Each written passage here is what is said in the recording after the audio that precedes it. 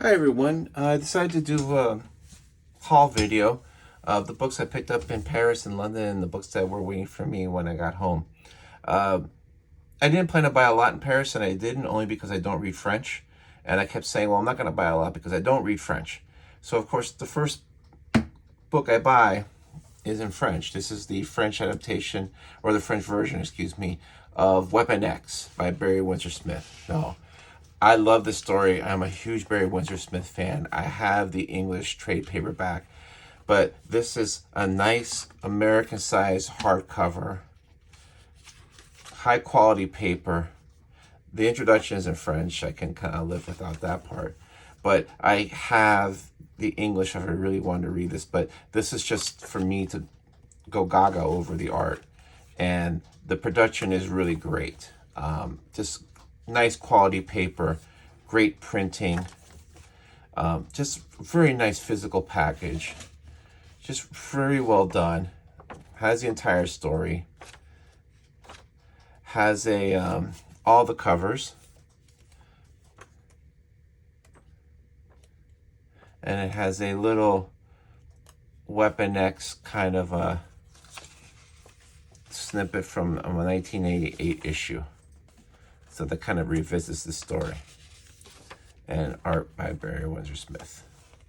Now, I saw this in a train station with other Marvel reprints, and I was like surprised. I didn't expect to find this. And the clincher for me to buying this was at the price. It was €6.99, so basically $7.25. Couldn't pass this up. One of my favorite artists, one of my favorite stories, and a great physical package. If this was in the U.S., this would be $19.95, $24.95. They get the nice hardcover with the nicer paper. I do have the trade paperback of this in English. Same size. The only difference, I believe, is that I just think it's a little bit bigger. I think the top is the page is more balanced, where there's equal space on the top and the bottom. It's just a little larger. But as far as reproduction goes, let's compare a couple of pages here. Should have mapped this one out, but should have mapped this one out earlier, but didn't think of it until now. Okay, so here we go. So this is the trade I have, and this is the original. And what I find is that the hardcover is a little lighter. It's a little darker. It's a little lighter. Maybe it's a function of the page being old. Maybe it's a function of the brighter paper. But the quality is excellent. So I was really happy to get this for $7. Next, I got the 2021 reprint of the trade paperback of Godzilla in Hell. Now, this is a series that IDW did in 2015. It's 5 stories where Godzilla is in hell, and each of the 5 issues is done by a different creative team, and they kind of take the story to a point and then hand it off. The reason I got this is that, well, one, the series is almost entirely wordless. There is some small dialogue by some small weird angel beings, and the second issue has a little bit of yellow box narration, and that's it. So you can just appreciate the art. IDW printed this once, and that trade paperback goes anywhere from between $85 to like $120 on eBay. They did reprint this as part of the graphic novel collection called Godzilla Natural Disasters, Natural Consequences, something, where it had 2 other graphic novels, but this just has this one story. And if you're not familiar with this, you should be, because it's a really good story. This is how I actually first was introduced to James Stokoe, who does the first story in this arc. And this art is just amazing. Stokoe, as far as a writer, is okay, but as far as a storyteller and an artist, he's very good. So doing a book that doesn't really require dialogue is really up his alley, and he's born to draw kaiju. I just love this entry scene where Godzilla falls to the pits of hell, and he sees a sign that says, "Abandon all hope, you who enter here." And then what does he do? He just blasts the sign. So there's various stories here with different monsters, different creators. The second issue is Bob Eggleton, and there's a painted type of quality here. I'm not a huge Godzilla fan. I've seen the movies when I was a kid, and I thought most of them were silly. Although I think Shin Godzilla was an excellent, outstanding film. If you ever get a chance to see it, even streaming, you should. This is nice painted work.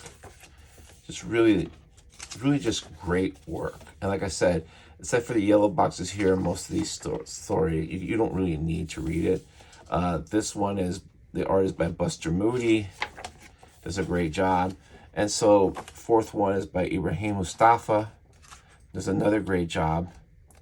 And then the fifth issue is done by Dave Wachter. Now Dave Wachter got a lot of fame for doing the Teenage Mutant Ninja Turtle monthly series. He's doing now a lot of work for Marvel. And I forgot he did this. And I forgot how good he is as far as drawing kaiju. I mean, I loved his work on Teenage Mutant Ninja Turtles. It's a shame that he is no longer part of that book. But it's just a great series. And at the end, it collects the variant covers. All these great pieces of art. It's just really, if you like Godzilla, you'll love this book. If you like just good art, you'll like this book as well. Now this, when I bought this at a Pom Pom, and the guy told me, well, it's small for French standards, and it's a little small for American standards, but I got it because it was €17, which is reasonable, and the quality is just really good. The paper is really well made. It's nice thick paper. The printing is really good. I mean, I know I could get it in America with 2 other stories, but I don't think the quality of printing would be the same. So this is one of the books that was on my target list that I wanted to get. And the third book I got in Paris, I only got 3 in Paris, I got more in London, was this, Arzak by Moebius. Now, I got hip to this book by a cartoonist Kayfabe Video a couple of years ago. And this is really a traditional French graphic novel, what they refer to as BD. This is the size of Godzilla and Hell, as you can see, but this is the way the French really do comics. They do these slim, very large size hardcovers that are printed on really great quality paper with great printing. And the reason I decided to get this is that Arzak itself, the story, is mostly it's all a wordless story. So I thought it'd be kind of cool to get. You can't get these in America. The last time there was a printing of this, it was in a trade paperback by Dark Horse. Maybe this size, maybe a little smaller. The paper quality isn't the same, so it kind of came out darker. And you'll see why, but I think this kind of book needs to be on big paper. So, then Directed by Moebius, can't read French. And then the story, La Deviation, Deviation. I'll have to find an English translation of this, but here's some of Moebius's pencil and ink work and just that really great cartooning that he was capable of. I have to figure out what the story is. Just really lovely. And then here's Arzak. And this was a 2011 edition that had a final printing in early 2022. There's a new edition that combines this and the Airtight Garage, but the Airtight Garage is in French, so I didn't get it. But see, what I liked about this versus the trade is that the trade had gutter creep and it was hard to see this. This book you can lay flat on a table and you can just appreciate the full page as you go through. Colors are wonderful. Reproduction and printing is excellent, outstanding. Contains the entire Arzak story. And here's this beautiful 2-page spread. And when you can lay it flat on a table like this, and you can lay it flat, you don't have that gutter loss where you have with some of the like omnibuses that you have in America. This is just, you can just enjoy the entire page. And this art is phenomenal. So I was really happy to get this. I wish that they would reprint this in English in this quality. I know it's a boutique kind of product, but I think that you could probably charge a boutique price and get enough interest to where it would be financially worthwhile. So I was glad to pick this one up. I would have picked up more, but I don't read French. So when I was in London, I went to one store. And I was in Paris, I went to 4 stores. I went to Album Comics, Pulp Comics, Hayaku Manga Shop, and I went to Apom Bapom. And Apom Bapom had what I was looking for in stock. All the stores were great. And in France, if you ever go, there's a difference between comics stores and BD stores. When the store says BD, or I'm not going to pronounce what BD stands for because I'm going to ruin it. I'm going to ruin the terminology in French. That's the French graphic novel. When they say comics, comics refers to actual floppies and non-French trades. So Apom Bapom has plenty of both. I was going to take a card of theirs, and I think I meant to, and I didn't. But this is the bag I got. I'm keeping this bag. If you go, there's 2 locations. Go to the one on 14 Rue Serpente. That's the bigger one, and they actually have here foreign language comics. So they have comics in German, they have comics in English, and Spanish too. Great store. Having said that, when I was in London, I went to Gosh Comics. I've heard Gosh Comics is an excellent store, and they are. They really are a supporter of the independent and small press and zine world. They have, that's the ground level, and then downstairs they have back issues of mostly American comics, and they also have their new monthly issues that come in. So when I was there, I was looking around, really didn't find much, and then I found what you would consider the bins. I mean, they had bins with Marvel and DC comics, but just this other stuff. So when I was there, I picked up a few things. This is Nasty Tales #1. Now, I did some research on this. Apparently, the publisher of this in 1971 was printing underground comics. The UK underground scene was still very small. So what they were doing is they were doing books, printing books with some original British underground comic artists, but they were also doing American reprints. So this book came out in 1971. And as you can see here, you have Robert Crumb's story. Here you have a 1-pager by S. Clay Wilson. Here you have another page by Crumb. Here you have the story, The Origin of Trash Man by Spain Rodriguez. That really heavy ink style that he's famous for, at least in this age. Here you have the Freak Brothers, a few pages of those. Here you have The Best of Fat Freddy's Cat by Gilbert Shelton, another American underground artist. And then this book is notorious because it includes this Robert Crumb print. The grand opening of the Great Intercontinental FN and Orgy Riot. Apparently, this book was purchased by an 8-year-old boy off a newsstand. And his mother found it objectionable, ripped it to shreds, and took it to the police. And the police indicted the publisher and the publisher staff with possession of obscenity with intention to distribute. So the trial took 2 years to happen, and then at that time they were still publishing this series. And then and I found also issue number 5. Now issue 5 actually shows, like here they're just saying, hey, we've been sent to trial. So they're like trying to do their own legal defense fund here. It's kind of funny. So the end story, the end game was that they went to trial. They were found not guilty. And then the publisher asked the court to be reimbursed for their legal expenses, and the court said no. So the publisher went out of business. But the fact that they were found not guilty emboldened other underground publishers in Britain to keep on doing underground comics. Now, this story is number 5. This is a long, interesting story by Greg Irons. It's kind of parallel. It's a parallel story with the top part about Vietnam soldiers, American soldiers in Vietnam, and then the bottom, the Charles Manson family, and kind of like how the soldier in Vietnam killing a bunch of people are awarded medals, and of course the people that committed the Manson murders, they're sent to prison. And then there's a sort of a continuation of the Legion of Charles. Kind of an interesting story. And then here, more Robert Crumb work.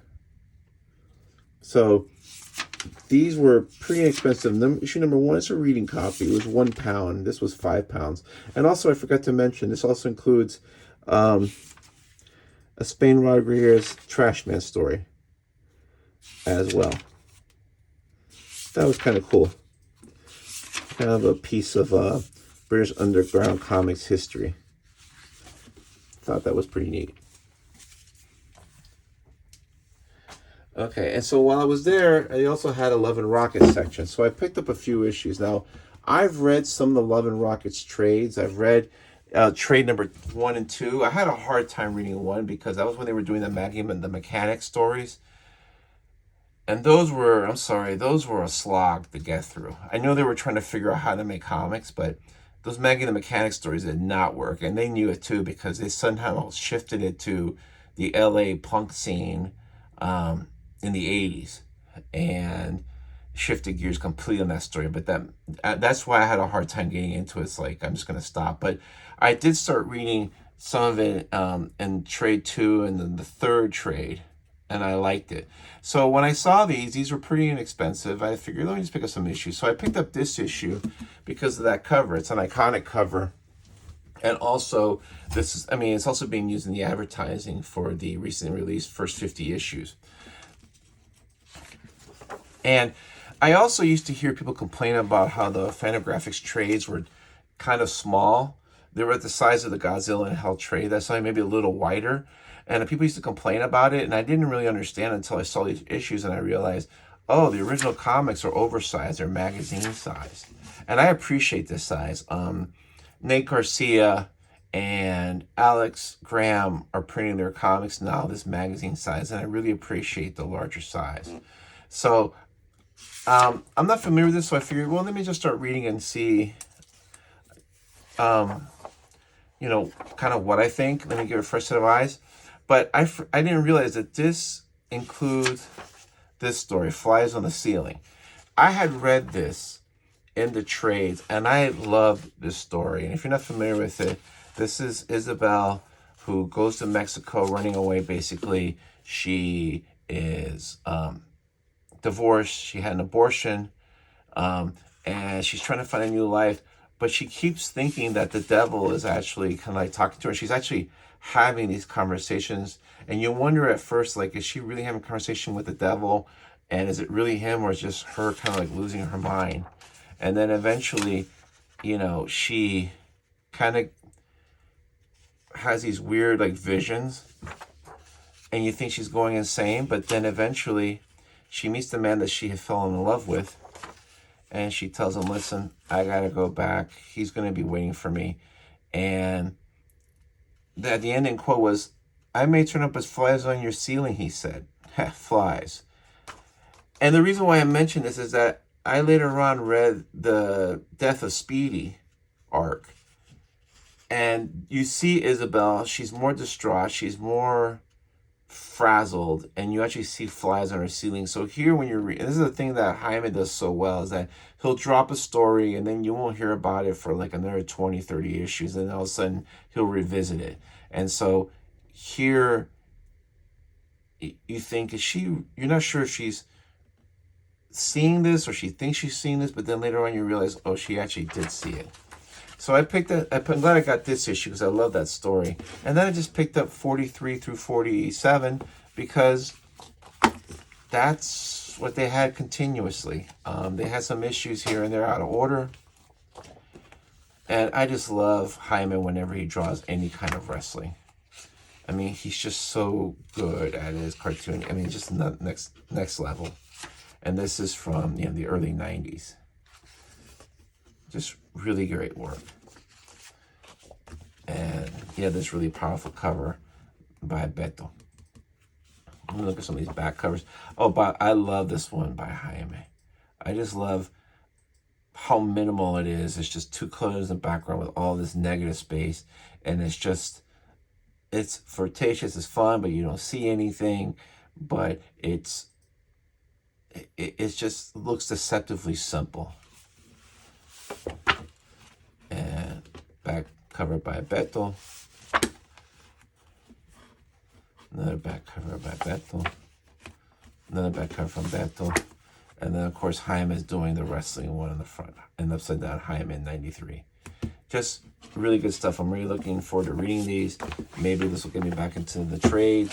Maybe it'll get me crazy enough to figure out how to get that first 50 without spending the money they're asking for, because it's not my place to say, but I think it's kind of like expensive, especially when you have inflation these days. But I'm happy to get these. These were all like converted like six American dollars or less.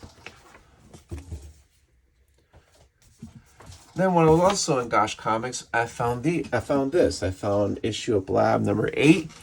First issue of Blab I've ever gotten. I don't find these in the wild. This was £5, so this was like $6. I'm on the artists that are here. As a Richard Sala story. I've heard about Richard Sala. I haven't read Richard Sala yet, so I'm looking forward to reading this like wordless comic. There's a Spain Rodriguez story from 1994, and it's interesting how his style has changed from the way it used to be dark with all those heavy inks, where it's a little bit more lighter. You still have the use of the inks, but the background, it seems brighter. Jimmy Corrigan story by Chris Ware. Chris Ware is one of my favorites. A one-pager by Dennis Kitchen, which is kind of cool.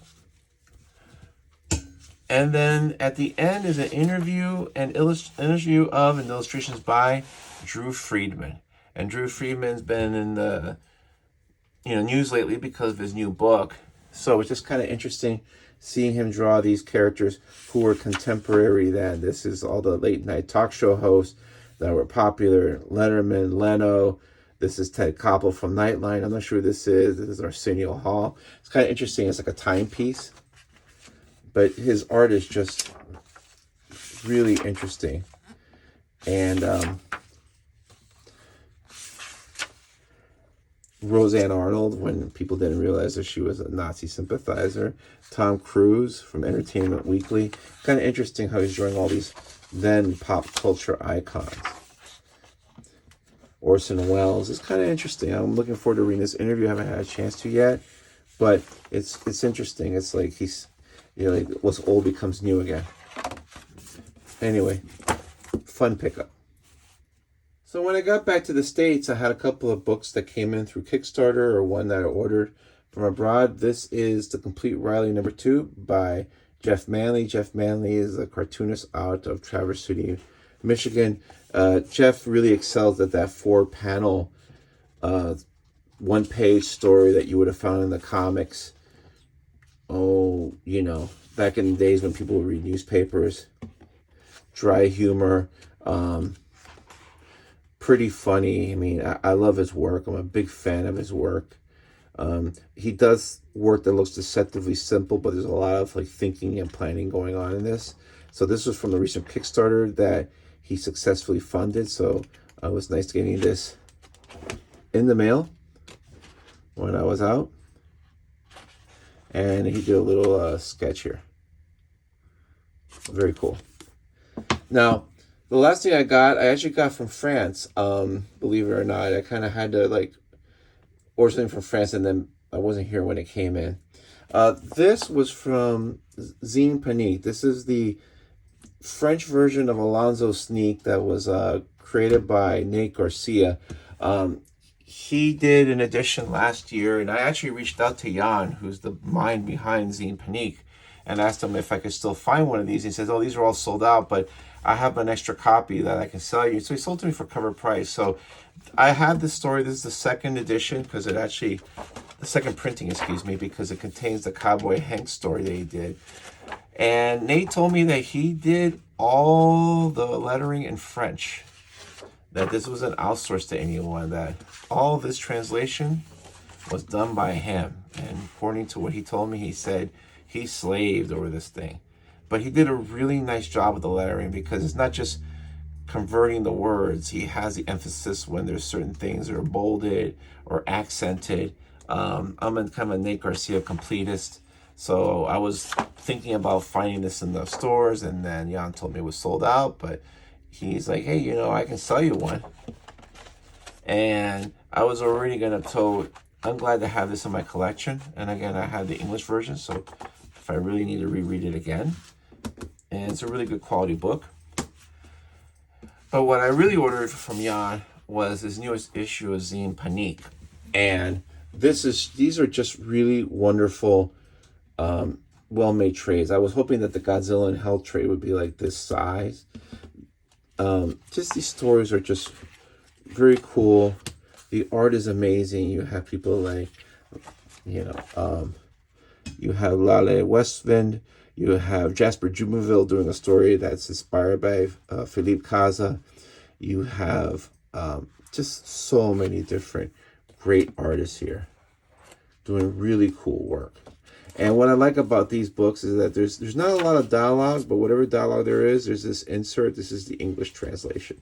So this I can deal with, because at least I can read. There's not a lot to read, but for whatever there is to read, Jasper Jubenville just doing amazing work with the wordless story. He's just so good. And so just in the production on these books, it's just really great. This video doesn't do it justice. So I was really happy to get this. This is 82 of a 220. There's not a lot of these around. I'm glad I got it early from him. And shipping was ridiculously cheap. I mean, look at this back cover. This is gorgeous.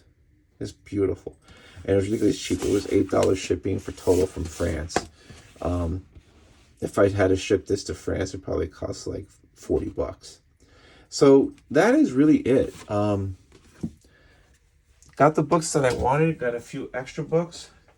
And I like shopping with a list of items that I want to get. But again, I love shopping and being able to kind of like say, hey, let's see what's around. I couldn't really do that in France. They do have American back issues, and to me, they're better priced than they would be in London or America, probably with supply and demand.